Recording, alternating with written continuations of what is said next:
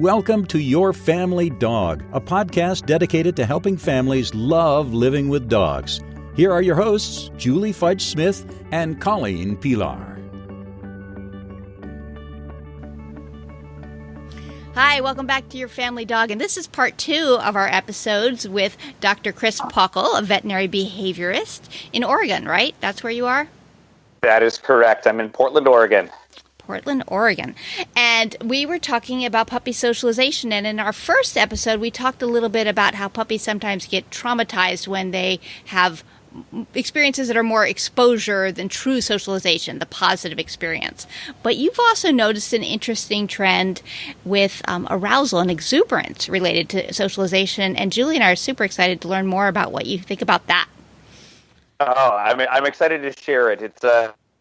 It's a pattern that I've noticed in quite a few of my patients, and just to kind of set the stage, most of the patients that I'm working with are not, they've been working with trainers or behavior consultants or they're veterinarians, and then at some point later on they've identified issues that need to be addressed. And where this one really comes into play is that I find is that when we go back to those early socialization experiences and we're asking clients, and pet owners, what did socialization look like for you? I'm finding that for a lot of these older dogs, and older just meaning, let's say 6, 9, months or older, I find that in many cases, they're not overly fearful. We didn't, necessarily have a lot of negative experiences early on. It looks like there should have been appropriate or sufficient socialization. But when we really dive in, what we're seeing is more of an exuberance or reactive pattern. And there's a level of hyper-arousal that I think, and this is very much experiential, and I don't have controlled data on this, so this is really more of an open discussion of theories and possible factors than it is saying this is this. But the pattern that I believe that we're seeing for some of these dogs is that if, let's say, we're socializing, we're exposing an 11-week-old or a 12-week-old or maybe even a 16-week-old pup to other puppies.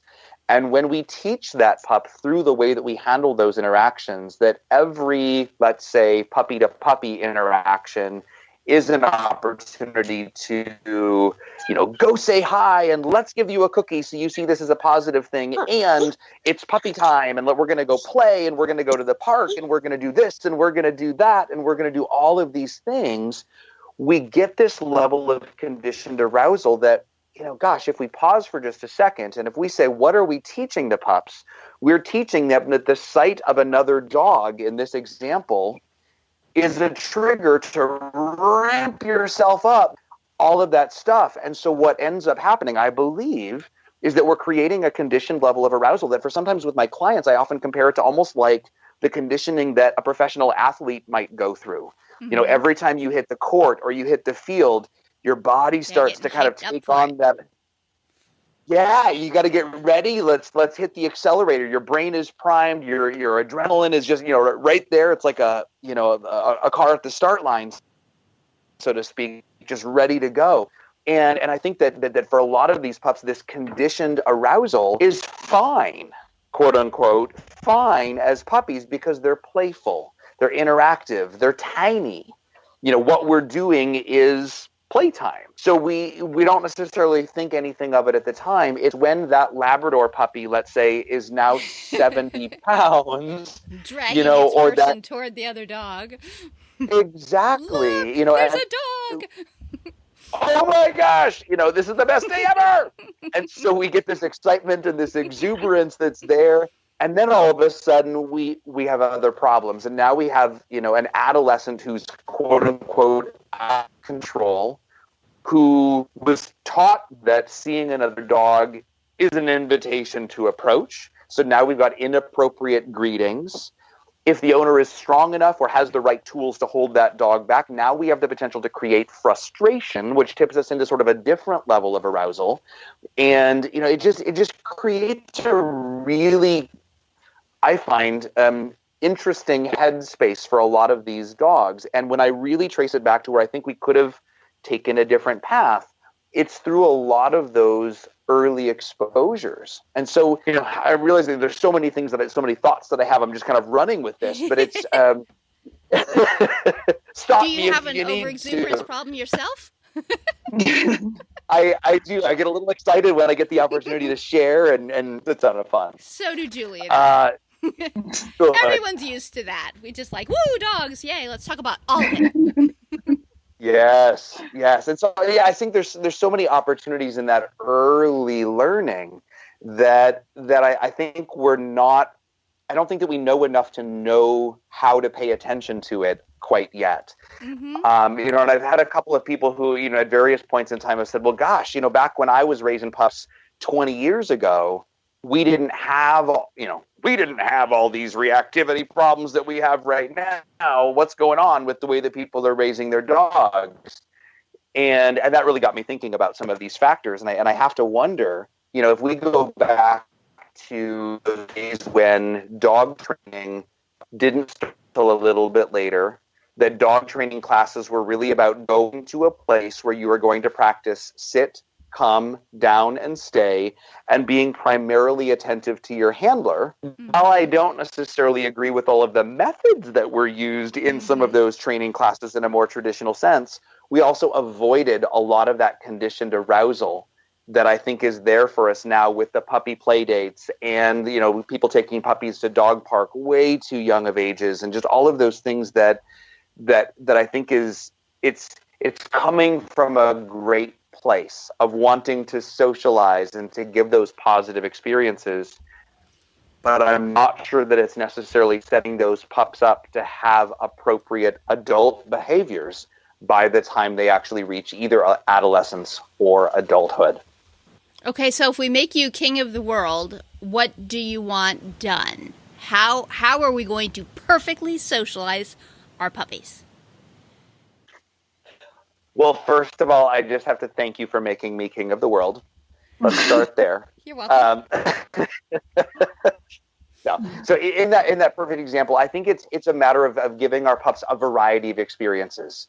I wouldn't want someone to walk away from this podcast saying, Dr. Pachel thinks it's terrible to go to puppy play groups. No, I don't think that's terrible at all. I think that's a great opportunity to have appropriate facilitated one-on-one, one-on-two play for short periods of time. Awesome. And we also need to be able to make sure that there's some times where we walk by other dogs and we don't say hi. Mm-hmm. And there are times where we experience the world just by kind of hanging out and watching it go by.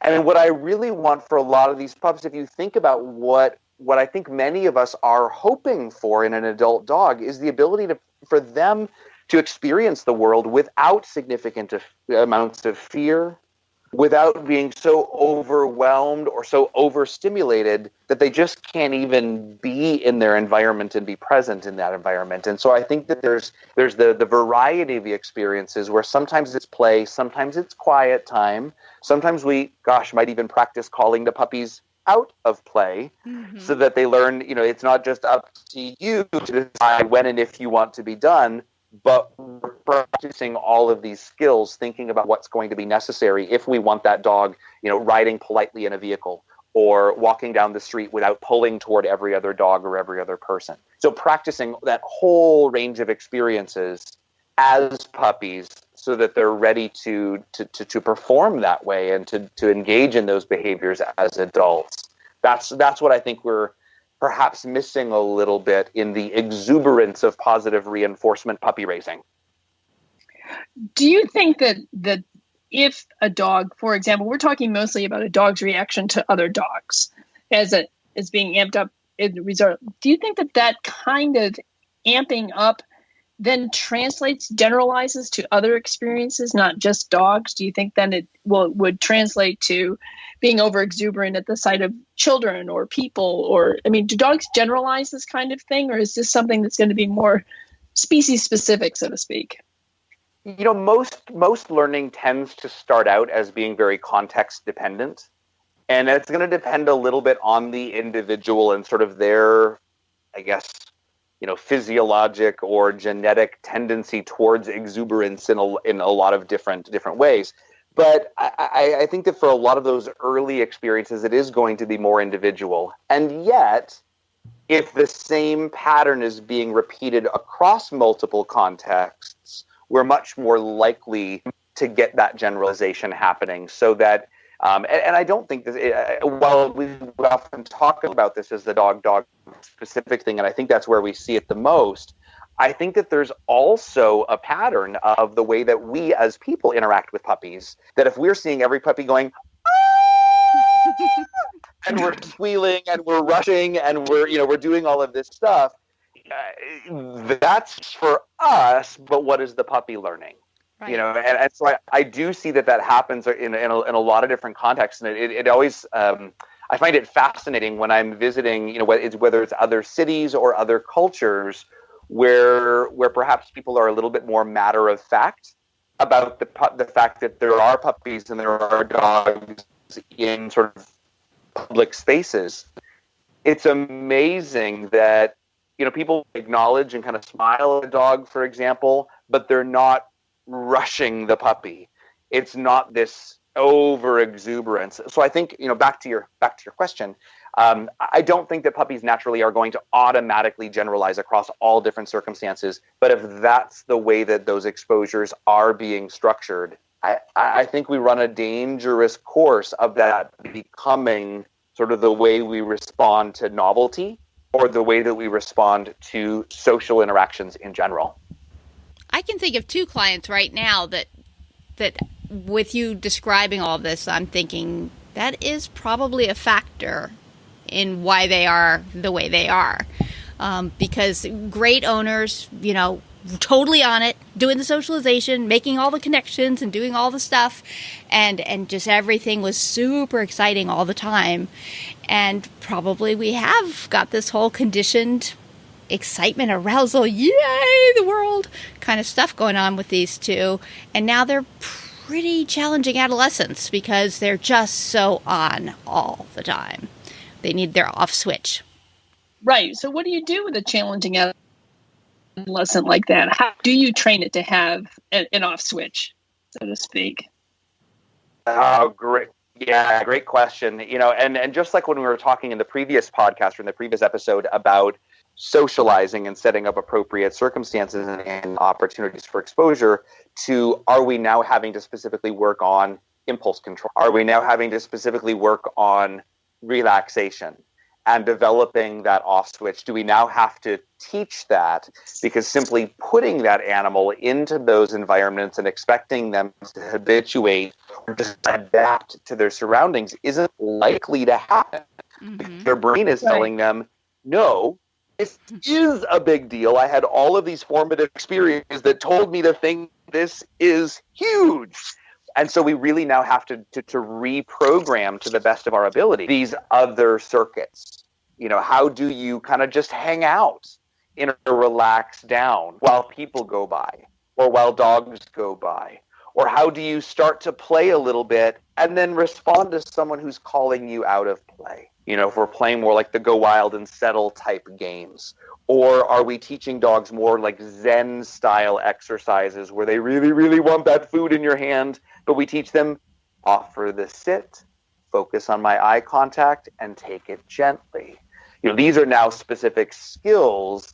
As soon as we identify that this is a pup, adolescent, or adult who's lacking in those particular areas, that's when we make the shift. That's when we say this is a pup who has a deficient skill set, and we're going to have to be intentional with how we are teaching those skills if we want this pup, adolescent, or adult to improve. So it's not going to be age dependent necessarily. Right. When you were saying that, I was thinking it's interesting because when I'm working with dogs who tend to be perhaps fearful of the world, and in my little village, I really do live in a village, and we only have about 3,000 people. We can start near the end of the village and we'll sit on a park bench and we watch the world go by, and we get lots of treats as people come by. So my fearful dogs, I started at the very quiet end of town, and we slowly work towards the ice cream parlor and adding in, a little bit more excitement as we go along. But with my overstimulated dogs, I do exactly the same thing. We sit on a park bench, and we start at the quiet end of town. And if somebody comes by, it's check in with the owner. So it's really funny to me that in so many ways, what I'm doing with both my fearful or traumatized dogs and my overstimulated dogs are much the same thing. It's all about feeling safe, feeling focused, feeling connected to my owner, and the world can go by and I'm okay.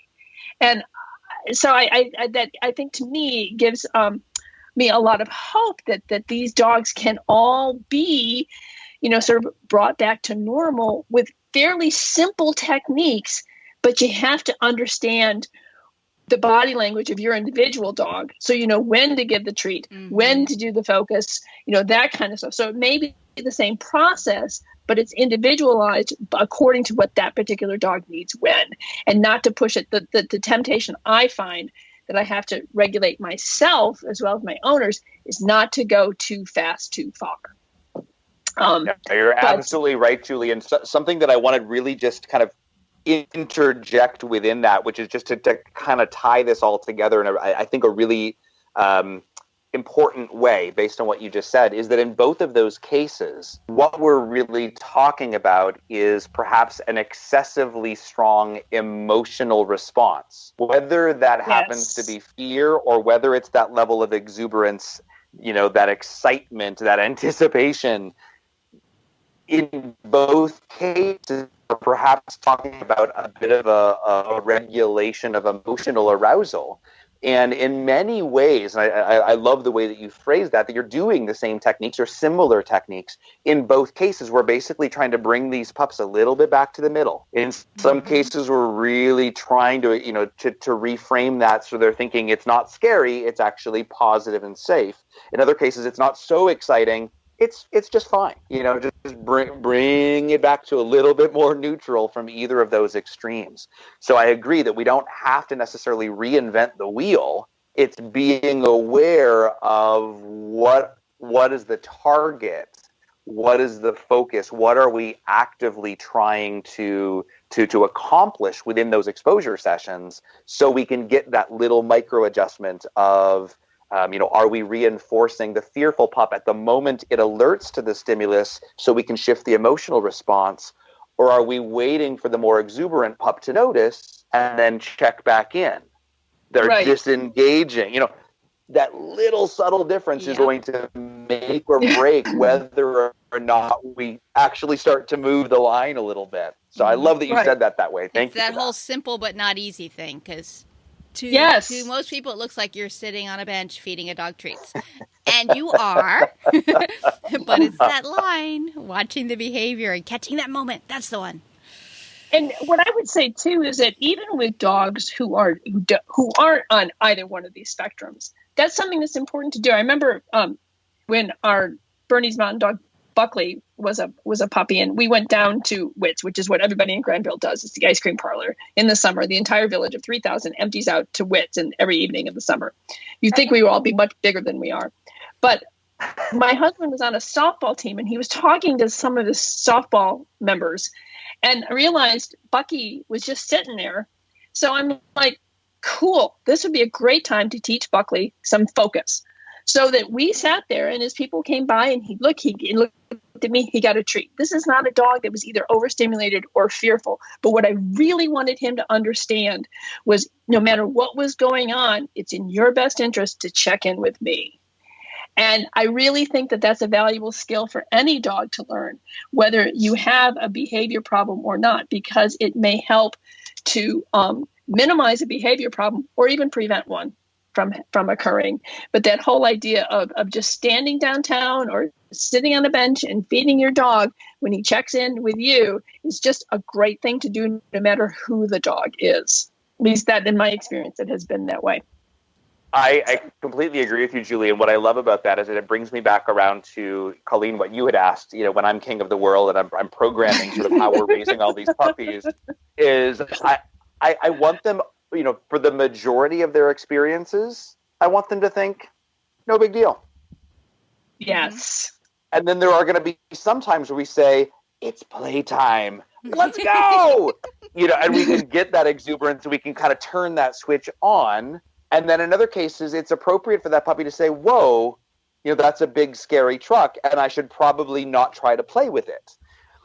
So I think that, there's going to be some fringe activities where it's appropriate to have a healthy degree of fear or avoidance and an appropriate level of exuberance. And if we have a dog that is truly well socialized, which I want to come back to in just a second, they have the ability to go in either direction. And they have the ability to move through those emotional states without getting stuck. And that, as we're talking both about sort of the trauma associated with perhaps inappropriate socialization or the lack of impulse control, in either case, what I really want to emphasize is that calling a dog well socialized is an outcome, not an intent. My goal is to socialize the dog, and I will know whether or not he was well socialized when we fast forward. Yes. But it's an outcome, and we don't always know in the moment exactly what any of our learners are learning, whether that's kids or dogs or cats or people. Mm-hmm. It's exactly like being a parent. Yes. you just don't know until they reach adulthood. And even then you don't know. I mean, every once in a while you get little snippets that maybe things are going in the right direction with your kids, but you really, really don't know until the end. It's like going to the symphony and you don't know if it was a good symphony until the last note is played. And yes. So, yeah. Well, and here we are wrapping toward the end of our podcast with Dr. Pachel, and I think I know that these have been really fun. That's what I think. So here we are, and I can say these were well done episodes with Dr. Pachel. So thanks so much for coming on, Chris. Really appreciate it. Really do. Oh, you're certainly welcome. I love being a part of this. I love having the opportunity to not only just kind of share what each of us have learned in our own little windows, but to really engage in dialogue and kind of push the knowledge base in a lot of different ways. So thank you so much for the opportunity, both of you. Well, we loved having you. We did, and I will see you at the Midwestern Veterinary Conference next February. So, yes. And if any of our listeners want to learn more about Dr. Pachel and the work he does, they can check out animalbehaviorclinic.net, which is the URL for his work site. So if you have questions and you want to learn more, that's where to go. We'll have that in the show notes.